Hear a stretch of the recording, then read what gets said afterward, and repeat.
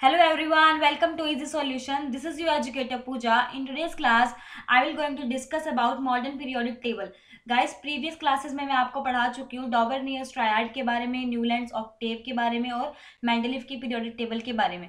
जैसा कि मैंने आपसे प्रॉमिस किया था गाइस कि मैं आपके लिए पीरियोडिक टेबल की एक सीरीज लाने वाली हूँ जिसके अंदर मैं आपको पूरा बेसिक से लेके पीरियोडिक टेबल पूरा एंड तक करवाने वाली हूँ। मेरी सीरीज को करने के बाद आई डोंट थिंक कि आपको पीरियोडिक टेबल के अंदर किसी भी तरीके का कोई कंफ्यूजन होगा। पीरियोडिक टेबल करने के बाद मैं आप लोगों को उसके कुछ फैक्ट्स भी करवाने वाली हूँ एंड आफ्टर दिस मैं आपको कुछ क्वेश्चंस भी उस पीरियोडिक टेबल से रिलेटेड करवाने वाली हूँ। तो आप लोगों का पीरियोडिक टेबल का कंसेप्ट एकदम क्लियर हो जाएगा गाइज, जिससे कि आपको आगे पीरियोडिक टेबल में कभी कोई कंफ्यूजन नहीं होगी। तो गाइज मैं शुरू करती हूँ आज की क्लास। आज की क्लास शुरू करने से पहले एक बार हम थोड़ा प्रीवियस क्लासेस का देख लेते हैं गाइज के प्रीवियस क्लासेस में हमने क्या क्या पढ़ा था। प्रीवियस क्लासेस में मैंने आपको गाइज डॉबरनियर्स ट्रायड के बारे में बताया था कि किस तरीके से डॉबरनियर साइंटिस्ट ने शुरू की थी पीरियोडिक टेबल बनानी और किस तरीके से उनके काफ़ी सारे एलिमेंट्स उन्होंने बनाए भी ट्रायड के रूप में, लेकिन आगे जाके वहाँ पे क्या हुआ, कुछ लिमिटेशंस आ गई उनकी, वहाँ पे उनका ट्रायड्स क्या हो गया, फेल हो गया पूरे तरीके से। फिर क्या हुआ गाइस, फिर न्यूलैंड साइंटिस्ट ने अपने ऑक्टेव दिए, वहाँ भी कुछ लिमिटेशंस आने की वजह से वो भी सक्सेसफुली अटेम्प्ट नहीं हो पाए।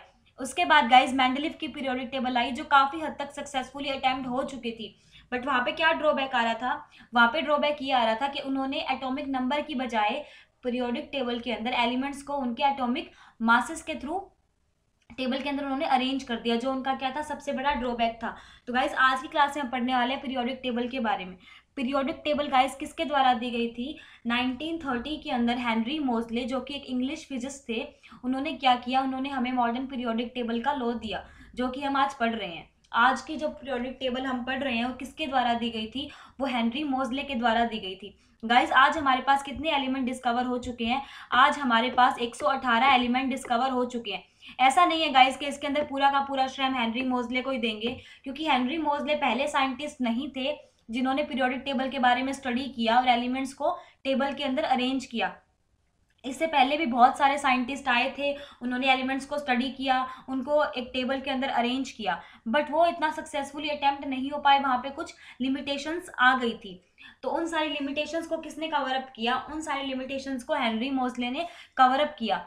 उन्होंने क्या किया, उन्होंने मेंडलीव के पीरियोडिक टेबल में कुछ मॉडिफिकेशन किए, जिसमें से सबसे पहला और सबसे इंपॉर्टेंट मॉडिफिकेशन क्या था गाइज, कि जो मेंडलीव था ना, मेंडलीव ने क्या किया था, उन्होंने अपने पीरियोडिक टेबल के अंदर जो एलिमेंट्स को अरेंज किया था ना, वो एटॉमिक मासेस के अकॉर्डिंग किया था। ये सबसे ज़रूरी बात और सबसे इंपॉर्टेंट बात यही आती है कि उन्होंने अपने पीरियोडिक टेबल के अंदर एलिमेंट्स को किस तरीके से अरेंज किया था, उन्होंने एटॉमिक मास के अकॉर्डिंग अपने एलिमेंट्स को अरेंज किया था। लेकिन हेनरी मोजले ने क्या किया, उन्होंने सबसे बड़ा मॉडिफिकेशन यही किया कि उन्होंने एटॉमिक मास के जरिए नहीं, उन्होंने एटॉमिक नंबर के थ्रू एलिमेंट्स को टेबल के अंदर अरेंज किया। तो इस तरीके से उनकी टेबल काफ़ी हद तक सक्सेसफुल ही, काफ़ी हद तक नहीं मतलब सक्सेसफुल अटेम्प्ट थी उनकी। किस वजह से, क्योंकि उन्होंने जो एलिमेंट्स को अरेंज किया था वो उनके एटॉमिक नंबर के अकॉर्डिंग अरेंज किया था। जो हेनरी मोजले क्या थे गाइस, हेनरी मोजले मेंडलीव के ही स्टूडेंट रह चुके थे, उन्होंने उनसे ही सीखा और उनकी ही पीरियोडिक टेबल को उन्होंने क्या किया, मॉडिफाई किया। जिसमें से पहला मैं आपको बता चुकी हूँ कि पहला मॉडिफिकेशन क्या था कि एटॉमिक मास की जगह वहाँ पर क्या लिया गया, वहाँ पर एटॉमिक नंबर को अरेंज किया गया। मैं आपको पीरियोडिक टेबल के थ्रू समझाने की कोशिश करूंगी गाइस के एलिमेंट्स को आप किस तरीके से याद करोगे।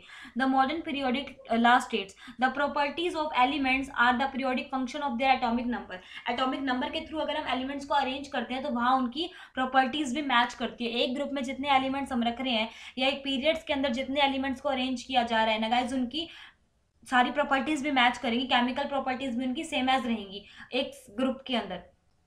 मॉडर्न पीरियोडिक टेबल के अंदर कितने ग्रुप है हमारे पास, 18 group, 18 vertical column known age group. हमारे पास मॉडर्न पीरियोडिक टेबल के अंदर कितने ग्रुप होंगे, 18, और पीरियड्स कितने होंगे, 7। इसको थोड़ा मेंडलीव की पीरियोडिक टेबल के साथ कंपेयर करके पढ़ते हैं गाइस, तो ज़्यादा अच्छे से समझ में आएगी आप लोगों को।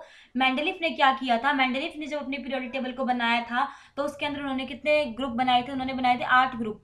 मेंडलीव की पीरियोडिक टेबल में हमारे पास थे 8 ग्रुप और 7 पीरियड। लेकिन मॉडर्न पीरियोडिक टेबल में हमारे पास कितने हो जाएंगे, मॉडर्न पीरियोडिक टेबल में हमारे पास हो जाते हैं 18 ग्रुप और 7 पीरियड। इस तरीके से कंपेयर करते हैं हम उनको कि कितने ज़्यादा एलिमेंट आगे चल के डिस्कवर हुए थे। मेंडलीव की पीरियोडिक टेबल में क्या नहीं था, वहाँ पे नोबल गैसेस की भी डिस्कवरी नहीं हुई थी और उन्होंने आइसोटॉप्स के लिए भी कोई जगह नहीं दी थी।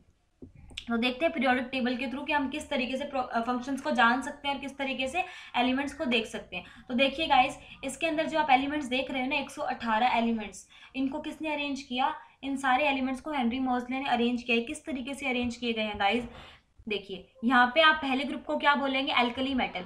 ये जो पहला ग्रुप है ये कहलाया जाएगा एल्कली मेटल्स, और जो दूसरा ग्रुप होगा उसको हम क्या बोलेंगे? Alkali earth metals. आप यहाँ पे देख रहे हैं गाइस, जो ये जिंक से इधर इधर के जितने भी एलिमेंट्स होंगे ना, ये पर्पल कलर के जो आप देख रहे हैं ना एलिमेंट्स इधर, ये सारे के सारे एलिमेंट्स क्या होंगे? ये सारे एलिमेंट्स होंगे मेटल्स।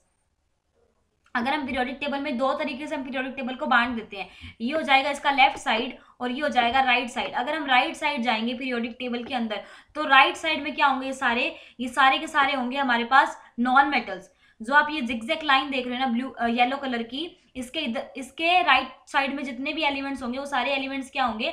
वो सारे के सारे एलिमेंट्स होंगे आपके नॉन मेटल्स। और अगर आप जिगजैग लाइन से लेफ्ट साइड की तरफ चलोगे तो वो सारे के सारे एलिमेंट्स क्या होंगे? वो सारे के सारे एलिमेंट्स होंगे मेटल्स। वहीं अगर आप इस जिगजैग लाइन की बात करो, जो आपको येलो कलर के अंदर एलिमेंट्स दिखाई दे रहे हैं, बोरॉन, सिलिकॉन, ये सारे क्या होंगे?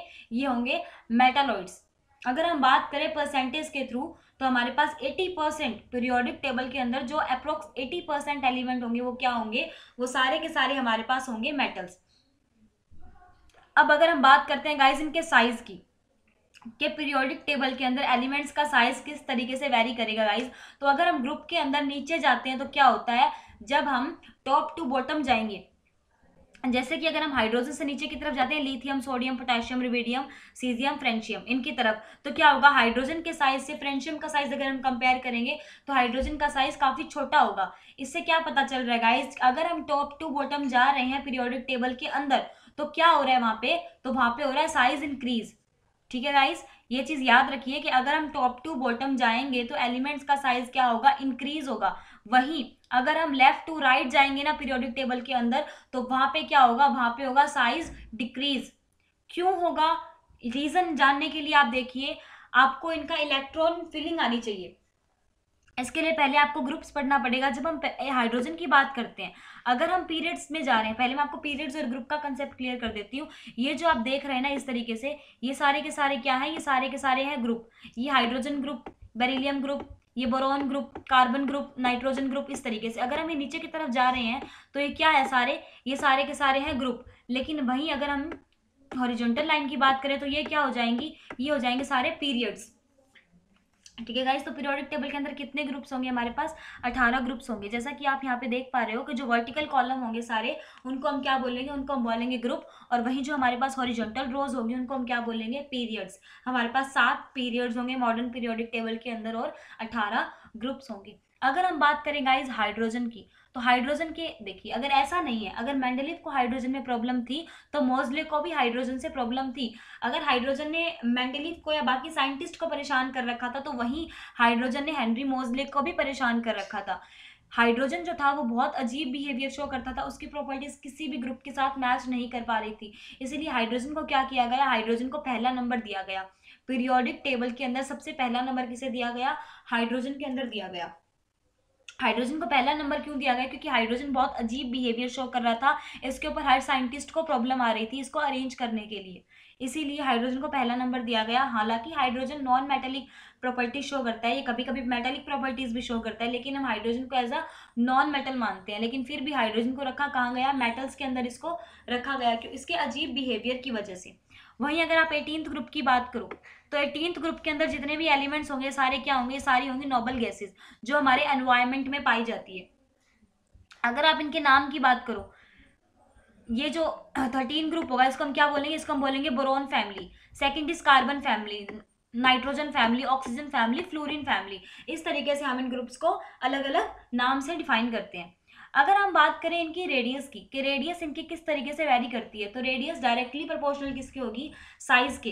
अगर रेडियस का साइज इंक्रीज हो रहा है तो एलिमेंट्स के अंदर साइज भी इंक्रीज हो रहा है। तो रेडियस को आप डायरेक्टली किससे रिलेट कर पा रहे हो? उनके साइज से रिलेट कर पा रहे हो। फॉर एग्जाम्पल, अगर किसी का साइज ज़्यादा है तो उसकी रेडियस तो अपने आप ही ज़्यादा होगी ना। तो रेडियस को हम डायरेक्टली कनेक्ट करते हैं किसी एलिमेंट्स के साइज से। अब हम बात करते हैं इनके शेल को लेकर, कि किस तरीके से 4 ब्लॉक के अंदर डिवाइड किए गए हैं, किस तरीके से इनके शेल बनाए गए हैं।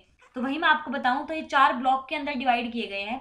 That is S block, D block, P block and F block.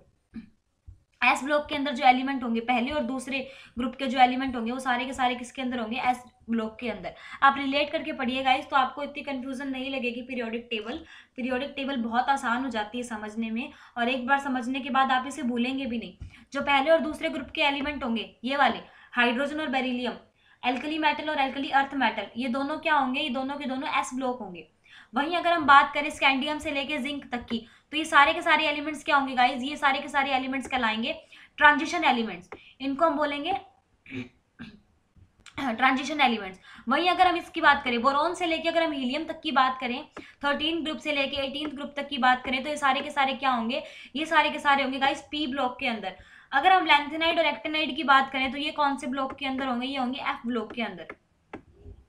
देखिए गाइस इसको किस तरीके से अरेंज किया गया, S block, D block, P block और एफ ब्लॉक, इनके अंदर इनको चार कैटेगराइज किया गया, कैटेगरी के अंदर इनको डिवाइड किया गया, जिससे कि हम इनकी इलेक्ट्रॉन को फिल कर सकते हैं इनके ब्लॉक के अंदर।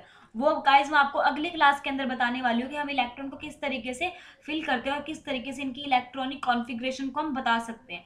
वो सारी चीज़ें मैं आपको अगली क्लास के अंदर बताने वाली हूँ। पहली क्लास में अगर मैं सारा बताऊंगी तो आप लोगों को बहुत ज़्यादा कन्फ्यूजन क्रिएट हो जाएगी। तो इसलिए आप एक बार इतना समझिए कि एलिमेंट्स को चार ब्लॉक के अंदर डिवाइड किया गया, S block, P block, D block और एफ ब्लॉक, जिसमें से पहला और दूसरा ग्रुप जो होगा वो एस ब्लॉक के अंदर होगा, और 13 से लेके 18 ग्रुप तक के जो एलिमेंट होंगे वो सारे के सारे किसके अंदर होंगे, पी ब्लॉक के अंदर होंगे। वहीं अगर हम स्कैंडियम से लेके जिंक तक की बात करें, यानी कि 13th ग्रुप से लेके 12th ग्रुप तक की बात करें, तो वो सारे एलिमेंट्स कौन से ब्लॉक के अंदर होंगे, डी ब्लॉक के अंदर। और लैंथेनाइड और एक्टिनाइड सीरीज किसके अंदर होंगी, एफ ब्लॉक के अंदर। गाइज आज की क्लास में इतना ही, बाकी का मैं आपको अगली क्लास के अंदर बताऊंगी, ताकि आपको चीज़ें बहुत अच्छे से समझ में आए और आप उन चीज़ों को ज़्यादा अच्छे से क्लियर कर सकें। Okay guys, thank you so much guys, I hope you like the video. अगर आप लोगों को मेरी मेहनत पसंद आ रही हो तो प्लीज़ मेरे चैनल को सब्सक्राइब कीजिएगा, मेरी वीडियो को लाइक कर देना, शेयर कर देना अपने दोस्तों के साथ। और गाइज मोर अपडेट्स के लिए आप मेरे साथ टेलीग्राम पे भी ज्वाइन हो सकते हैं, मैं लिंक आप लोगों को डिस्क्रिप्शन बॉक्स में दे दूंगी, तो वहाँ से आप सब मुझे टेलीग्राम पे भी ज्वाइन कर सकते हैं। Thank you so much guys, bye bye.